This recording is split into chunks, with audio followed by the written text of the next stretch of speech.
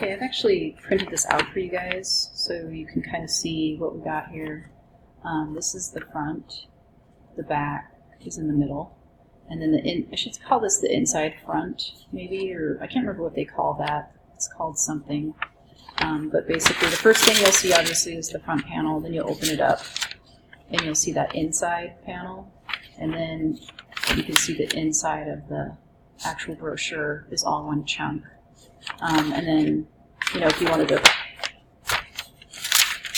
hold it back up, you can flip it, and there's the back. And this is the mailing information. We're not going to do that. We're not going to send this anywhere, so we're not going to worry about this information. It's actually just extra crap that we don't need.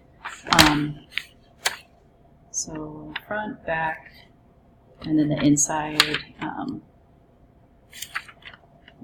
front maybe is what it's called. I can't remember, but I'll bring this to class so you guys can look at it if you're a little confused by it, how it works. Sometimes it's kind of hard to visualize. Sometimes it helps to print the template out and fold it yourself to actually see how it works.